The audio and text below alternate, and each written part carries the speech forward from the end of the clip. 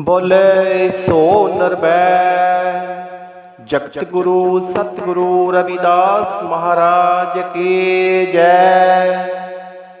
सो प्यारी साध संगत जी, पहले तो असीं तुहाडा बहुत बहुत दिलों धन्नवाद करते हाँ जो तुसीं दास कमल चैनल नूं बहुत बहुत भरमा हुंगारा दे रहे हो। सो प्यारिओ, अज जो मैं तुहाडे नाल कथा सांझी करांगा, ये कथा है एक चतौड़ दी राणी झालाबाई अते सतगुरु रविदास महाराज जी दी। सो कहंदे ने कि जो भी मनुख साधु संत महात्मा दे शरण आउंदा है सो उसका नाम जपदा है, कहंदे ने कि उन्हां दे सारे पाप लिथ जांदे ने। सतगुरु रविदास महाराज जी की महिमा दिनों दिन दूर दूर तक जान लगी अते लोकी दर्शनां नूं आउंदे जांदे रहिंदे सन। सो कुछ सतसंगी राजस्थान का किला चतौड़ तो आए। जदों सतगुरु रविदास महाराज जी के दर्शन करके वापस गए तां राणी झाली ने सतगुरु रविदास महाराज जी की महिमा उन्हां तो सुनी। सो उन्होंने कहा कि सतगुरु रविदास महाराज जी के भगवान अंग संग रहिंदा है। सो कहते ने कि राणी के मन में भी इच्छा हुई कि मैं भी सतगुरु रविदास महाराज जी के दर्शन करके जन्म सफला कर लवां। सो उसने राजे नूं मना लिया। सो राणी ने पूजा का समान धन दौलत लैके कंची नूं चल पई। सो राणी हाथी ते सवार होके जदों कंची पुजी तो अगे राज पुरोहित मिल गए। सो उन्होंने राणी दे पति दे वंश का नाम लिया। कहंदे कि राणी जी अपनी धर्मशाला चलो जो आपदे बड़िया बडेरिया ने बनाई है अते फिर गंगा इशनान करो, फिर दान पुण्य का प्रबंध किया जाएगा। सो राणी ने कहा, हे पंडित जी, मैं तो उस मंदिर जाना चाहती हाँ जिथे सतगुरु रविदास महाराज जी रहिंदे हैं। सो पंडिता ने कहा कि चमार दे मंदिर आप की आख रहे हो, तो सानू किसी ने भलेखा पा दिता है। सो कंची दा बच्चा बच्चा रविदास जी दे नाम तो जानू सी। सो रविदास जी दे श्रद्धालु राणी झाली नूं नाल लैके सतगुरु रविदास महाराज जी की कुटिया वल तुर पे। जदों गुरु जी के मंदिर कोल पहुंचे तो अगे कीर्तन हो रहा सी, शब्द गायन हो रहा सी कि जल की पीत पवन का थंबा रक्त बूंद का गारा, हाड मास नाड़ी को पिंजर पंखी बसे बेचारा। राणी झाली ने गुरु रविदास महाराज जी नूं बेनती की कि गुरु जी मैनू अपनी शिष्य बना लो। सो गुरु जी ने राणी झाली नूं समझाया कि मैं चमार हाँ ते तुसी खत्री वंशी हो, सो तुसी किसे ब्राह्मण नूं अपना गुरु बना लो। सो कहंदे ने कि राणी ने बहुत हट कीता अते गुरु रविदास महाराज जी नूं अपना गुरु बना ही लैंदी है। सो राणी नूं एक महीना हो गया कांची विच रहिंदियां रहिंदियां। सो जो भी धन दौलत नाल लियांदी सी वो सब कुछ गुरु रविदास महाराज जी दे लंगर विच खर्च कर दित्ती। सो कुछ दिनों बाद राणी झाली ने गुरु रविदास महाराज जी तो आज्ञा लैके वापस चतौड़ चली गई। सो उसने चतौड़ जाके अपने पति नूं सारा हाल सुनाया, पर कंची दे ब्राह्मणां नूं बहुत दुख होया कि सारा धन दौलत एक रविदास चमार जी नूं सौंप के आई है। सो पंडित इकट्ठे होके चित्तौड़ पुज गए। जाके राजे दे कंन भरन लग पे कि राणी तां एक चमार रविदास जी नूं अपना गुरु धार के आई। सो उसने सारे पदार्थ उसनूं ही भेंट कर दिते ने।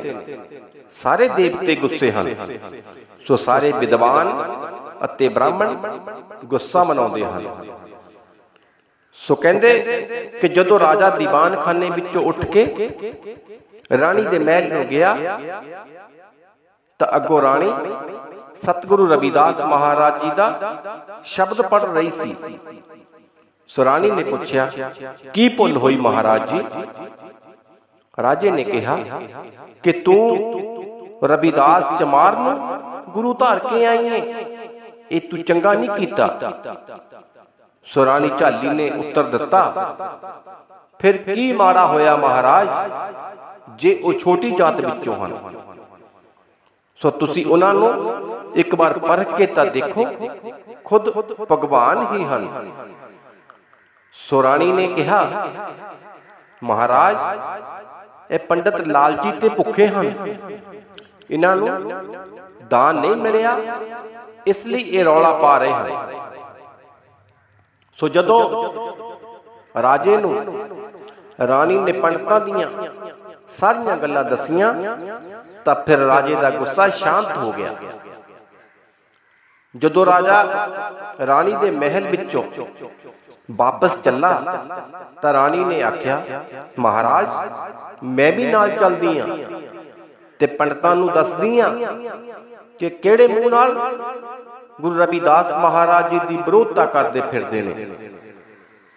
सो राणी ने पंडितां नूं आख्या कि तुसां नूं यही दुख है कि मैं सारा धन दौलत रविदास जी के हवाले कर दिता है।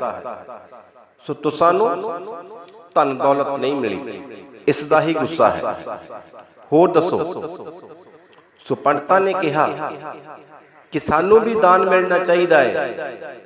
सो जदों भी तुसी कांची नूं जांदे हो, सो तुसी गुरु भावें किसे नूं भी धारण कर लो। सो राणी ने कहा कि तुहानूं दो दो मोहरां इकल्ले इकल्ले नूं मिल जाणगीआं अते गहना कपड़ा भी पूरा पूरा दिता जाएगा। पर ये सच्चो सच दसो कि रविदास जी की गोद विच देवते आए सन कि नहीं? सो पंडितां ने सिर नीवें करके सब कुछ सच सच दस दिता कि रविदास जी सच्चे रब दे भगत हन। सो राणी दे चेहरे विचों रविदास जी का चेहरा देख के पंडित डर गए। वो झूठ ना बोल सके, सब कुछ सच सच दस दिता राजे सामने। अते राजे तो फिर खिमा मंगी। सो राजे ने ब्राह्मणां नूं सोना रुपए कपड़ियां दा दान कीता अते बड़े सत्कार नाल उत्थों विदा कीता। सो उन्हां नूं उस दिन तो राणा साहब भी सतगुरु रविदास महाराज जी का श्रद्धालु बन गया। सो गुरु जी नूं चित्तौड़ सद्दिया गया अते गुरु जी चित्तौड़ वाल तुर पे। सो इस खुशी विच राणी झाली ने एक बहुत बड़ा भंडारा कीता अते सब नूं इकट्ठे बैठ के लंगर छकण दा आदेश दिता। पर चित्तौड़ दे पंडितां ने इस गल दी विरोधता कीती कि असीं रविदास जी नाल बैठ के नहीं भोजन छकांगे, सो असीं अपना धर्म प्रतिष्ठ नहीं करावांगे, साडे नाल ना बैठे। सो कहंदे ने कि गुरु रविदास महाराज जी एक पासे बैठ के मुस्कुराउंदे रहे। सो गुरु जी ने राणी झाली नूं सद के कहा कि इन्हां नूं भोजन कराओ, साडी कोई गल नहीं, असीं बाद विच भोजन छक लवांगे। सो राजे ने ਪੰਡਤਾਂ ਨੂੰ ਆਖਿਆ, ਤੁਸੀਂ ਭੋਜਨ ਖਾਓ, ਗੁਰੂ ਜੀ ਤੁਸਾਂ ਨਾਲ ਨਹੀਂ ਬੈਠਣਗੇ। ਸੋ ਪੰਡਤ ਜਦੋਂ ਭੋਜਨ ਕਰਨ ਲੱਗੇ ਤੇ ਉਹ ਆਪਸ ਵਿੱਚ ਹੱਸਦੇ ਅਤੇ ਗੱਲਾਂ ਕਰਦੇ ਨੇ ਕਿ ਰਾਜੇ ਅਤੇ ਰਵਿਦਾਸ ਜੀ ਨੇ ਸਾਡੀ ਗੱਲ ਮੰਨ ਲਈ, ਸੋ ਅਸੀਂ ਹੁਣ ਪਹਿਲਾਂ ਭੋਜਨ ਛਕਾਂਗੇ ਅਤੇ ਰਵਿਦਾਸ ਜੀ ਸਾਡੇ ਤੋਂ ਬਾਅਦ ਵਿੱਚ ਭੋਜਨ ਛਕਣਗੇ। ਸੋ ਗੁਰੂ ਰਵਿਦਾਸ ਜੀ ਇੱਕ ਪਾਸੇ ਬੈਠ ਕੇ ਪਰਮਾਤਮਾ ਦਾ ਸਿਮਰਨ ਕਰਨ ਲੱਗ ਪਏ ਅਤੇ ਉਹਨਾਂ ਨੇ ਇੱਕ ਕੌਤਕ ਖੇਡਿਆ। ਸੋ ਕਹਿੰਦੇ ਨੇ ਕਿ ਕਈ ਤਾਂ ਬ੍ਰਾਹਮਣ ਗੁਰੂ ਰਵਿਦਾਸ ਮਹਾਰਾਜ ਜੀ ਦਾ ਵਿਰਾਟ ਰੂਪ ਦੇਖ ਕੇ ਹੀ ਡਰ ਗਏ। ਸੋ ਉਹਨਾਂ ਵਿੱਚ ਕਈ ਬੇਸਮਝ ਸਨ। ਸੋ ਉਹਨਾਂ ਨੇ ਉੱਥੇ ਰੌਲਾ ਪਾ ਦਿੱਤਾ ਕਿ ਅਸਾਂ ਨਾਲ ਤਾਂ ਰਵਿਦਾਸ ਜੀ ਬੈਠੇ ਹਨ, ਅਸਾਂ ਨਾਲ ਰਵਿਦਾਸ ਜੀ ਬੈਠੇ ਹਨ। ਸੋ ਕਹਿੰਦੇ ਨੇ ਉਸ ਟਾਈਮ ਦੇ ਜੋ ਵਰਤਾਵੇ ਸੀ, ਉਹਨਾਂ ਨੇ ਹੱਸ ਕੇ ਆਖਿਆ ਕਿ ਮਹਾਤਮਾ ਜੀ ਪ੍ਰਸ਼ਾਦਾ ਛਕੋ, ਵਹਿਮ ਅਤੇ ਭਰਮ ਦਾ ਕੋਈ ਇਲਾਜ ਨਹੀਂ। ਸੋ ਉਸ ਵੇਲੇ ਪੰਡਤ ਬਹੁਤ ਘਬਰਾ ਗਏ। ਸੋ ਕਹਿੰਦੇ ਨੇ ਕਿ ਕੁਝ ਸੂਝਵਾਨ ਪੰਡਤਾਂ ਨੇ ਰਾਣਾ ਸਾਹਿਬ ਨੂੰ ਬੇਨਤੀ ਕੀਤੀ ਕਿ ਸੱਦੋ ਸਤਿਗੁਰੂ ਰਵਿਦਾਸ ਮਹਾਰਾਜ ਜੀ ਨੂੰ, ਉਹ ਸਾਡੇ ਨਾਲ ਪੰਗਤ ਵਿੱਚ ਬੈਠਣ ਅਤੇ ਭੋਜਨ ਕਰਨ। ਸੋ ਪੰਡਤਾਂ ਨੇ ਹੱਥ ਜੋੜ ਕੇ ਕਿਹਾ ਕਿ ਅਸੀਂ ਹਾਰੇ, ਰਵਿਦਾਸ ਮਹਾਰਾਜ ਜੀ ਜਿੱਤੇ। ਸੋ ਉਸ ਦਿਨ ਗੁਰੂ ਰਵਿਦਾਸ ਮਹਾਰਾਜ ਜੀ ਨੇ ਸਾਰਿਆਂ ਨਾਲ ਬੈਠ ਕੇ ਭੋਜਨ ਛਕਿਆ ਅਤੇ ਭੋਜਨ ਛਕਣ ਤੋਂ ਬਾਅਦ ਸਾਰਿਆਂ ਨੂੰ ਸੱਚ ਦੇ ਮਾਰਗ ਉੱਤੇ ਚੱਲਣ ਦਾ ਉਪਦੇਸ਼ ਦਿੱਤਾ। ਸੋ ਪਿਆਰਿਓ, ਜੇ ਇਹ ਤੁਹਾਨੂੰ ਰਾਣੀ ਝਾਲੀ ਬਾਈ ਅਤੇ ਸਤਿਗੁਰੂ ਰਵਿਦਾਸ ਮਹਾਰਾਜ ਜੀ ਦੀ ਕਥਾ ਚੰਗੀ ਲੱਗੀ ਤਾਂ ਕਮੈਂਟ ਕਰਕੇ ਜ਼ਰੂਰ ਦੱਸਣਾ। ਬੋਲੇ ਸੋ ਨਿਰਭੈ ਸਤਿਗੁਰੂ ਰਵਿਦਾਸ ਮਹਾਰਾਜ ਕੀ ਜੈ।